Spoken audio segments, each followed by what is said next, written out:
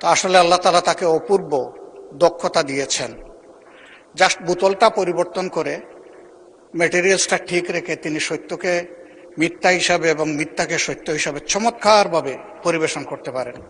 এই জন্য শুধু তাকে ধন্যবাদ জানানোর জন্য আমি এখানে দাঁড়িয়েছি। মাননীয় স্পিকার, আমি দাঁড়ালেই ভালোবাসার কিছু কথা বলতে হয়। মাননীয় সদস্য এবং স্বরাষ্ট্রমন্ত্রী আমরা কালকে চলে যাওয়ার পরে আমাকে ভালোবেসে একটা কথা বলেছেন। তিনি বলেছেন যে আমি একটি অসত্য কথা এখানে বলে গেছি। আমি এটা জানতে পারলাম। তো আসলে আল্লাহ তাআলা তাকে অপূর্ব দক্ষতা দিয়েছেন। জাস্ট বোতলটা পরিবর্তন করে ম্যাটেরিয়ালসটা ঠিক রেখে তিনি সত্যকে মিথ্যা হিসাবে এবং মিথ্যাকে সত্য হিসাবে চমৎকারভাবে পরিবেশন করতে পারেন। এই জন্য শুধু তাকে ধন্যবাদ জানানোর জন্য আমি এখানে দাঁড়িয়েছি। মাননীয় স্পিকার, ধন্যবাদ, অসংখ্য ধন্যবাদ। মাননীয় বিরোধী দলের নেতা, আপনি পয়েন্ট অফ অর্ডারে নিশ্চয়ই বক্তব্য রেখেছেন। পয়েন্ট অফ অর্ডার চলমান বিষয়ের উপরে, এটা তো গতকালকের বিষয়, গতকালকেই শেষ হয়ে গিয়েছে, সুতরাং এটা এখন আর নতুন করে তোলার কোনো প্রয়োজন নেই। মাননীয় মন্ত্রী উত্তর দেওয়ার প্রয়োজন নাই। উনি যদি হাউসে থেকে বলতেন তাহলে নিশ্চয়ই আপনাকে রাইট অফ রিপ্লাই দিতাম। আপনি তারপর কিছু বলতে চান? শোনা যাচ্ছে না তো, মাইক অন করুন। মাননীয় স্পিকার, আপনাকে ধন্যবাদ।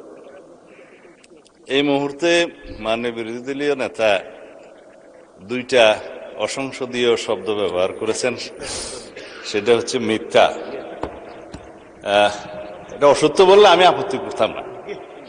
এই যে আমি কালকে মিথ্যা বলেছি বয়ান, তো এইটা মিথ্যা শব্দটা অসংসদীয় হিসেবে এটা এক্সপান্স করার জন্য আমি অনুরোধ জানাই। দ্বিতীয় কথা হচ্ছে, ওনার কালকের বক্তব্যের প্রেক্ষিতে আমি বলেছিলাম মাননীয় বিরোধী দলীয় নেতা এখানে একটা অসত্য বক্তব্য উত্থাপন করেছেন। সেটা ছিল যেখানে রুল 62 অনুসারে আপনি তারপরে একজন বেসরকারি সদস্যের উত্থাপিত মুলতাবি প্রস্তাব গ্রহণ করেছেন, ওনারা ওয়াক আউট করার আরো অনেক পরে, তাহলে সেটা পার্লামেন্টে উত্থাপিত বা পড়িত হইল কিভাবে? সুতরাং আমি বলেছি সেই বক্তব্যটা অসত্য। ধন্যবাদ মাননীয় স্পিকার।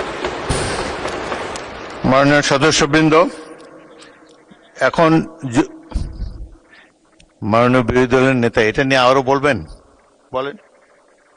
বিভ্রান্তিটা এখানে মাননীয় স্পিকার, একই বিষয়ে একই প্রস্তাব একজন স্বতন্ত্র সংসদ সদস্য এনেছিলেন। সেই প্রস্তাবটি ভিন্ন নামে গতকাল এসেছে, শুধু নাম বদল হয়েছে, প্রস্তাব ঠিক আছে। আমি তো আগেরটা জানতাম বলেই বলেছি, এখানে আমি কোনো ভুল তথ্য দেইনি। ধন্যবাদ মাননীয় স্পিকার।